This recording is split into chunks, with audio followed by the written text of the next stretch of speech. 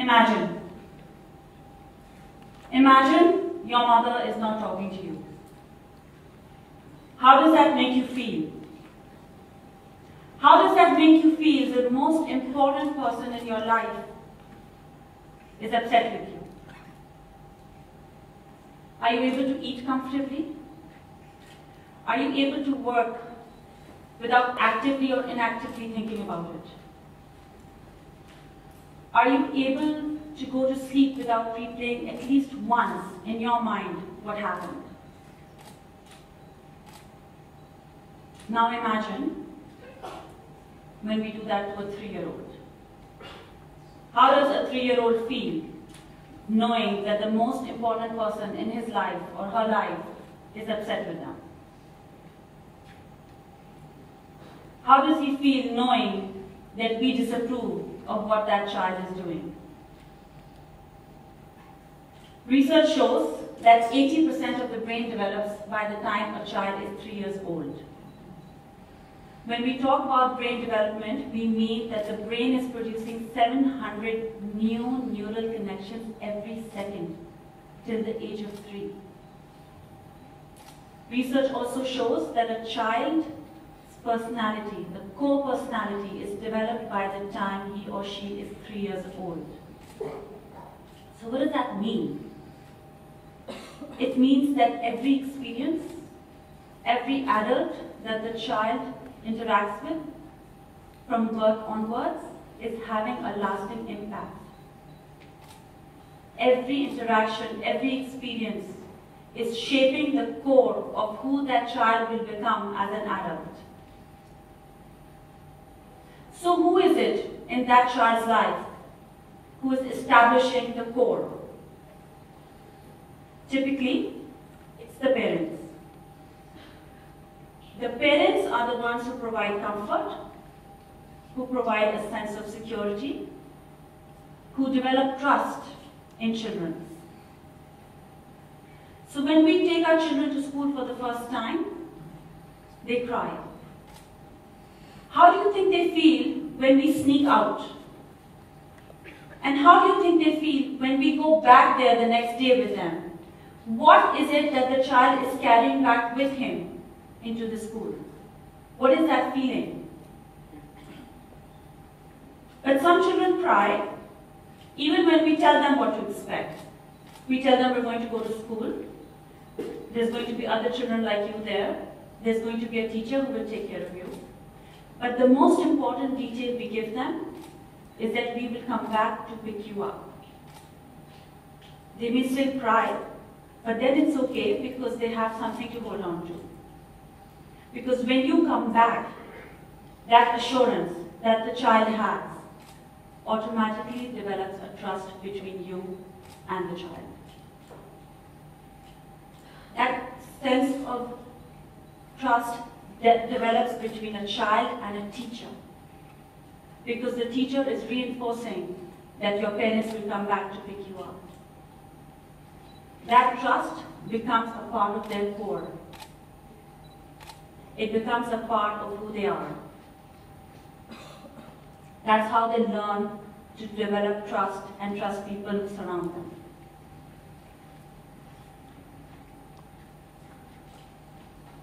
In that case, teachers should also then be nurturers. A teacher's role becomes very important because her teachings, her experiences are being transferred into our children. When I think back to school, I don't think of a building, I don't think of a subject. I think of the people I interacted with. I think about the teachers who taught me. I think about my friends who surrounded me. Every positive and negative feeling I have comes from the people around me. Because we view things, we remember things the way we feel them. And so do children. When a child walks into a room full of strangers, we expect them to greet them. We expect them to say hello to everybody. Many adults I know cannot do that even now. Yet we expect our children to do it, yet we embarrass them when they don't do it. As parents, as teachers, we want our children to become performers. Every time they learn a new song, every time they learn a new word when they're learning how to talk, we want them to say it in front of everybody who we see. Because we feel proud, we feel as if we have achieved something. But we forget about the child. We forget how the child may be feeling. Children remember things the way they feel them. Making them into performers.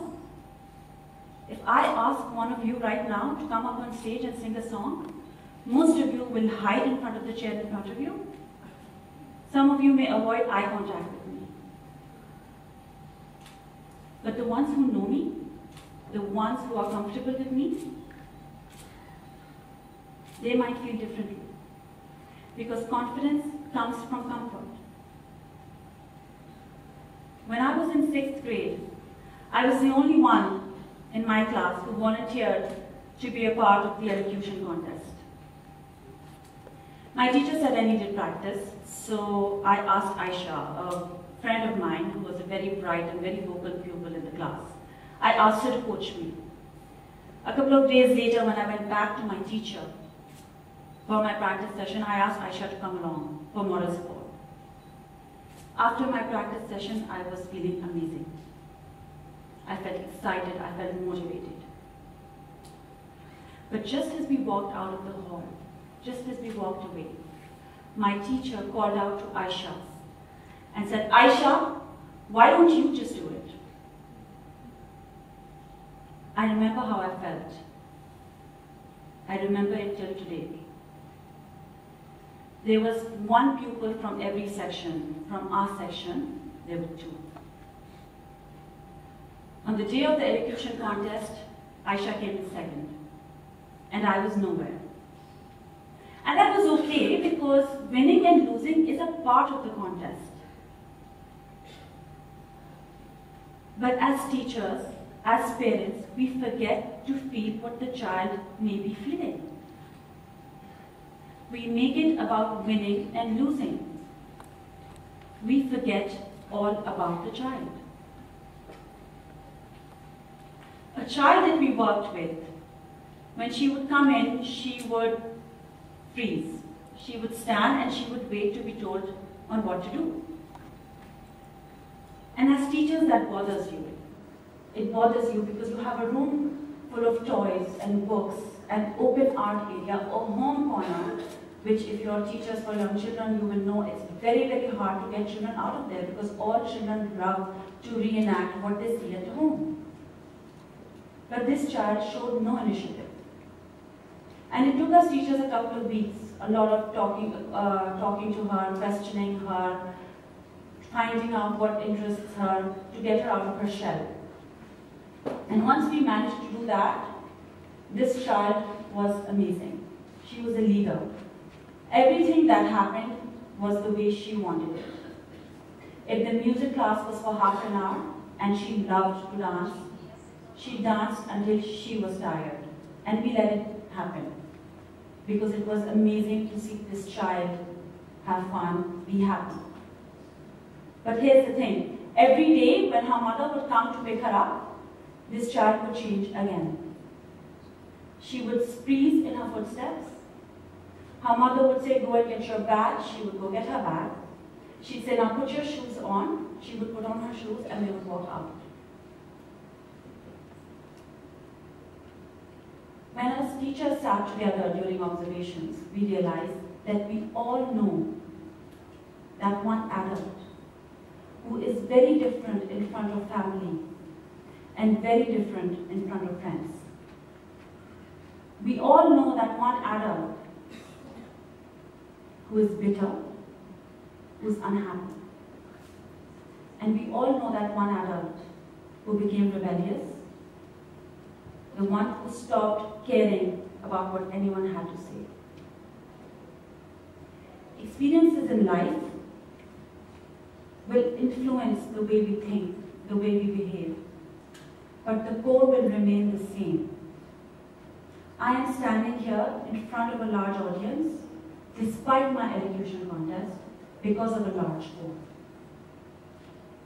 as teachers, as parents, as grandparents, as caregivers, as aunts, as uncles, whatever your role may be, remember to feel what the children are feeling. Treat them the way you want to be treated, because the core we develop in these children today will lay the foundation of the future we want. Thank you.